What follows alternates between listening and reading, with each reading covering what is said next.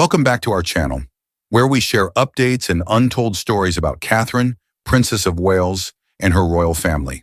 Today we bring you some news.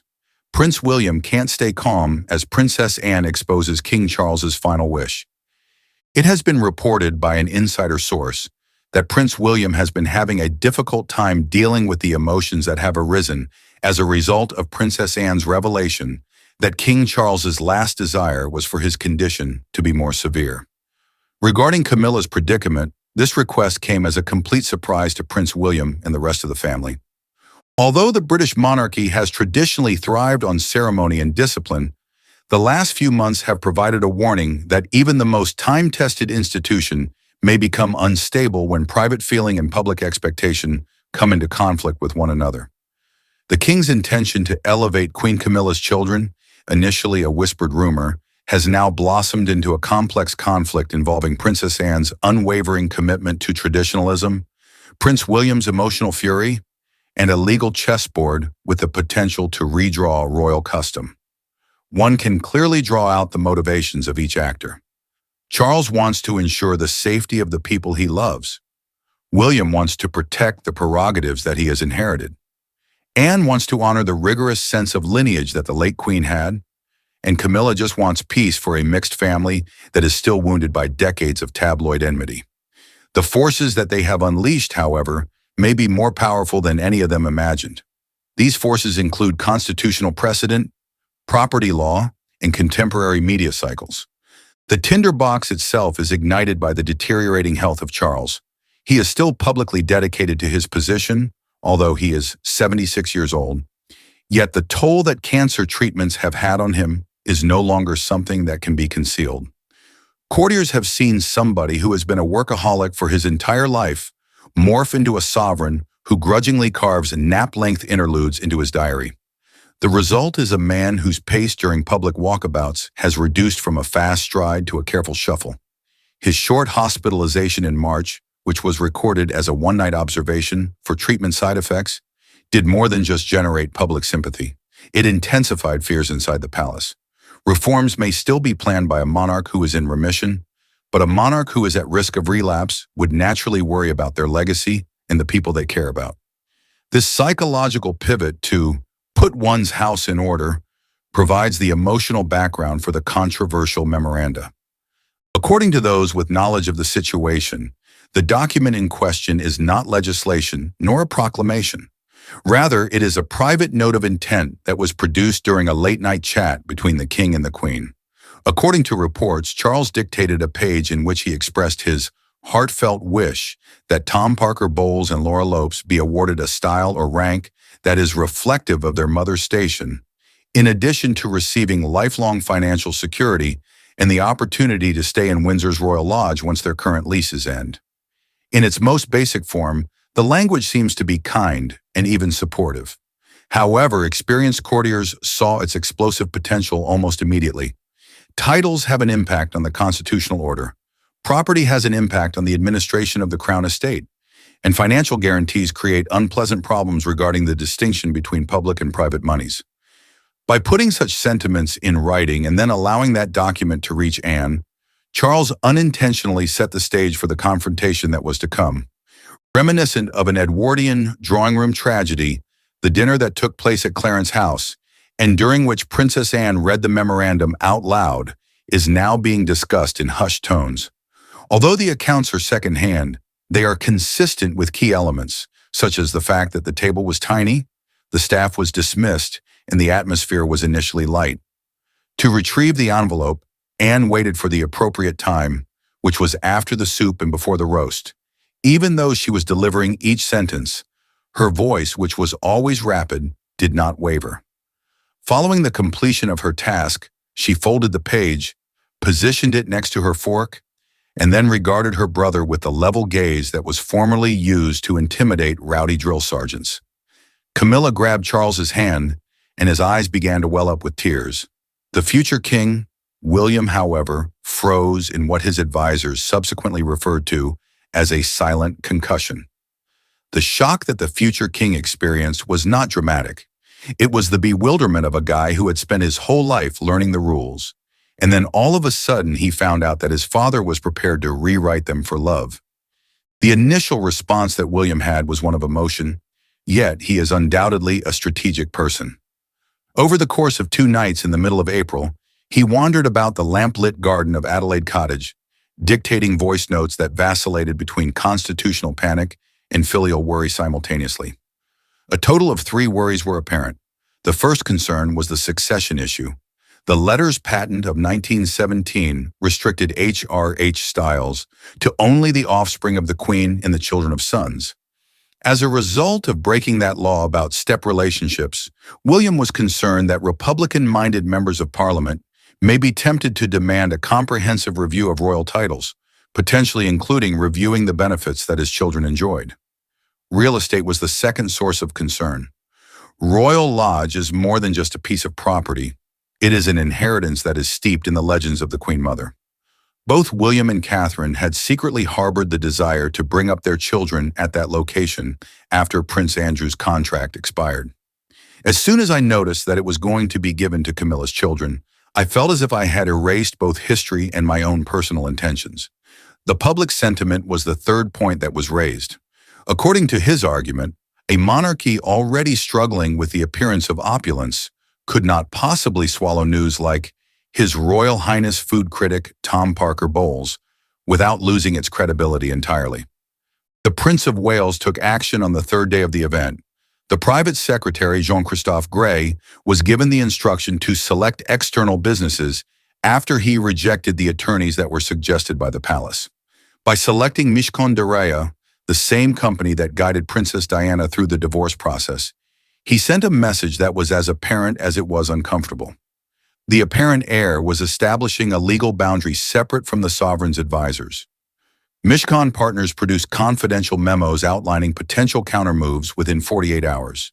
The memos included a petition to the Privy Council, which questioned the legality of Fresh Letters patent, a challenge to any Crown Estate variants that might divert Royal Lodge, and, as a drastic measure, a proposal to facilitate parliamentary questions that could publicly embarrass the monarch into retreating. Even though William had commissioned these drafts, it did not entail that he would ever use them. The very fact that they existed was leverage. While William was gathering attorneys, Anne was in possession of something that was far older than writs: precedent. In the years after the death of her mother, the Princess Royal has served as the family's institutional memory. The most important thing is that she is now serving as a permanent counselor of state, and she is able to reference certain chapters and verses of heraldic etiquette. Additionally, in the event that Charles's health deteriorated, she would be authorized to carry out certain royal business in his name. This latent power gave her resistance more weight. When she warned Charles that his proposal may lead to confusion of lineage and service, she hinted that she would refuse to approve or countersign any document that was in conflict with the established order. The heralds and the Lord Chamberlain were called in by Anne, who requested historical dossiers on title formation since George V. One official withdrew from the conference, mumbling, "Her Royal Highness leaves no loophole untested." Anne's request was made behind closed doors. However, the issue is not just procedural, but also personal in nature. Although Anne has never sought public attention, she continues to be very protective of her mother's legacy. In the year 2022, Elizabeth II announced that Camilla should be elevated to the position of Queen Consort. From Anne's perspective, it was the pinnacle of marriage advancement. Any additional honors diminished a commitment that the public had implicitly conveyed. Because of this, she considers Charles's message to be an excessively emotional gesture that has the potential to undermine the monarchy's reputation for impartial continuity. Camilla, on the other hand, interprets the same circumstances from the perspective of a mother. Her children were subjected to public shaming as a result of the incident that occurred in the 1990s. She feels that if she were to provide them with formal dignity today, it would heal those old scars. Although his medical staff is pleading with him to avoid stress, Charles is caught in this moral dilemma and oscillates between being defensive and conciliatory day after day. Indeed, Camilla's children have become reluctant catalysts in their own right. Tom, who is a food writer that has a tendency to be self-deprecating, quips in private that he does not want to be responsible for opening stores while wearing a morning suit. Laura, a co-founder of an art gallery, expresses her fear of cameras following her everywhere she goes. A paradoxical twist is presented by their circumstances. The individuals who are at the center of a potential elevation seem less excited than the monarch who is lobbying for it. Despite their lack of excitement, their theoretical titles hold significance far beyond personal preference. This is because monarchy serves as both a symbol and a substance. Critics say that giving step-relatives the titles prince and princess will make them state-funded superstars. In the event that you grant them lower courtesy statuses, such as earldoms, you will still be able to overcome a bloodline firewall that has been in place since the First World War. There is a high probability that any compromise will enrage either traditionalists or modernizers. At Royal Lodge, the contrast between symbolism and substance is more pronounced than in any other place. The complex history of the property is difficult to summarize in a simple manner. It was formerly the home of George IV's indulgent brother, and it subsequently became the cherished refuge of the Queen Mother. Prince Andrew now leases it for 75 years. Andrew is certain about his intention to leave the lease to his children, although he is in a difficult financial situation. The note written by Charles makes a passing reference to the possibility of obtaining the lodge for Camilla's heirs, which would need either Andrew's voluntary departure or an expensive negotiation with the Crown estate. The response from William's side is that the late Queen likely intended to ensure continuity at Windsor by transferring the lodge to her immediate heir's family. The Crown estate is owned in right of the Crown, not personally by the monarch, so any transfer must benefit taxpayers. Legal academics draw attention to this uncomfortable feature. If it were to be distributed to non-working royals or, even worse, private people, it would test the entire concept of public benefit. As a result, the conflict encompasses not just drawing rooms, but also boardrooms. Should Charles be adamant about obtaining fresh letters patent, the Home Office would be responsible for drafting the document, which would then be sealed with the Great Seal and published in the London Gazette. It is possible for ministers to gently suggest caution and warn the king that parliamentary scrutiny, in the event that it is triggered, may not follow a respectful approach. Even if Charles sought a more straightforward solution, such as life peerages, he would still want the opinion of the Prime Minister to have the Crown consider his suggestions.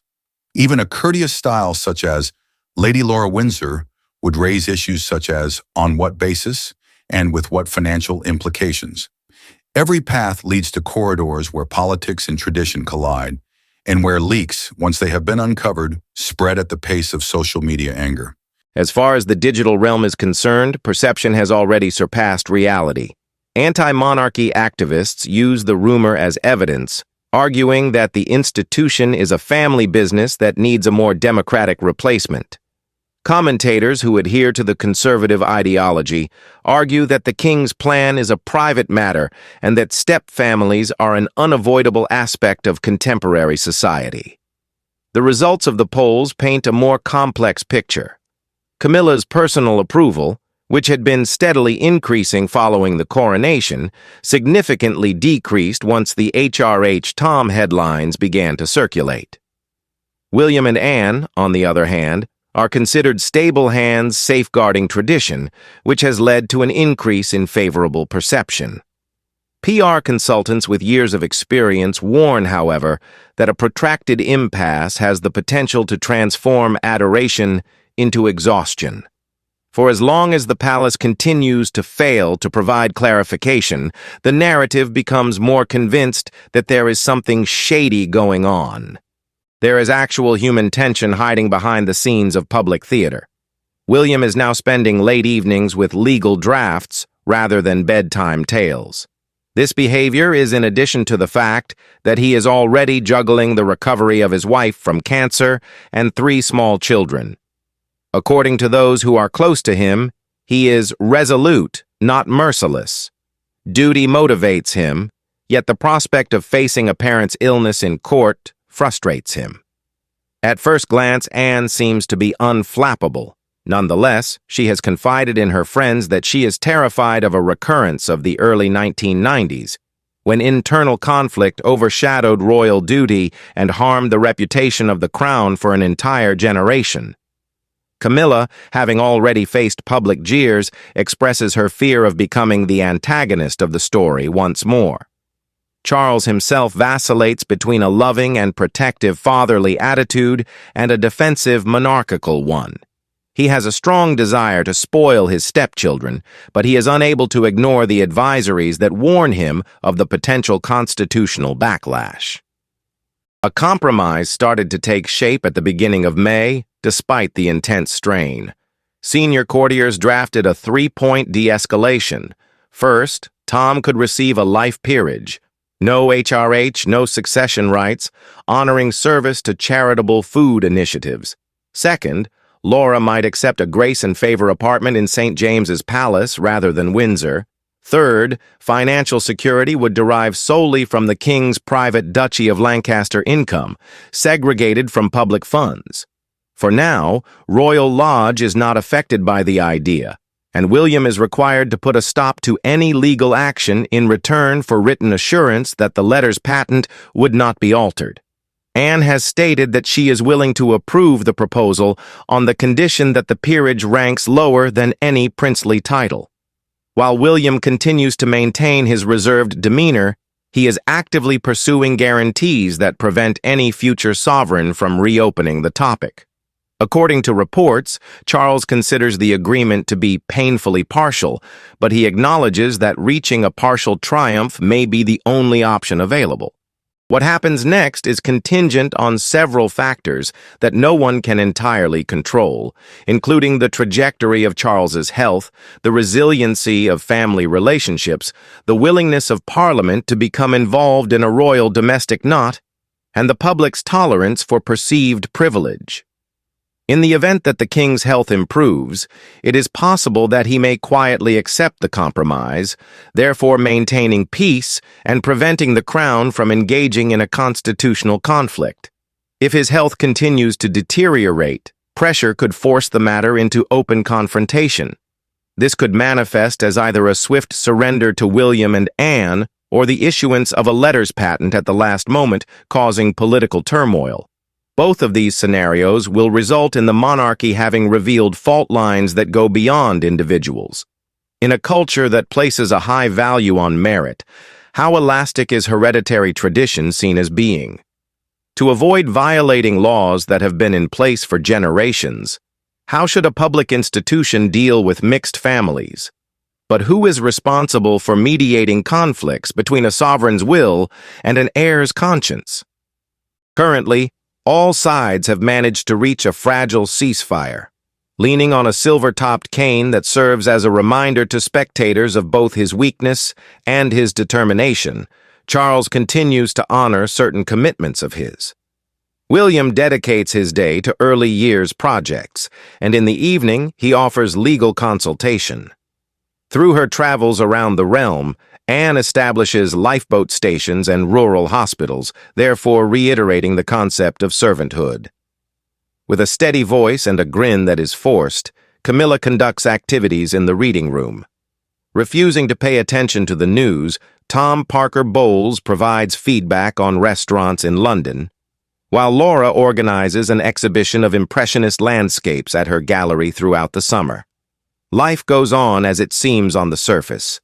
Underneath, the future of royal precedent is dependent on the pen of a king, the restraint of an heir, and the unwavering loyalty of a sister to the past.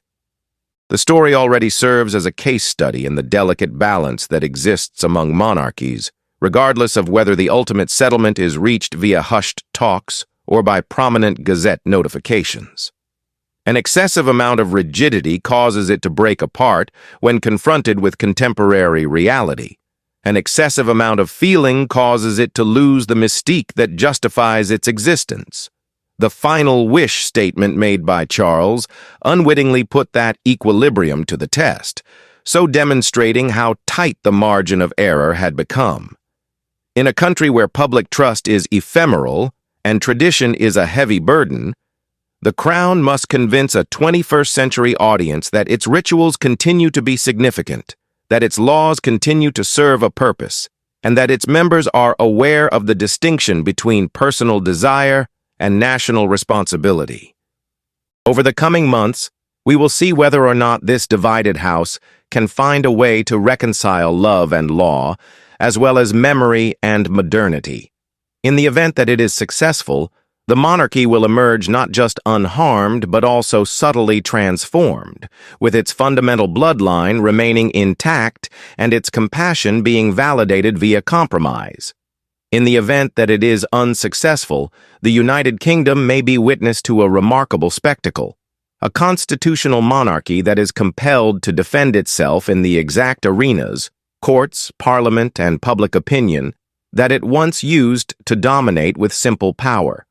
This crucible will measure the character of its future king, the resilience of its hard-working princess, and the judgment of a convalescing sovereign.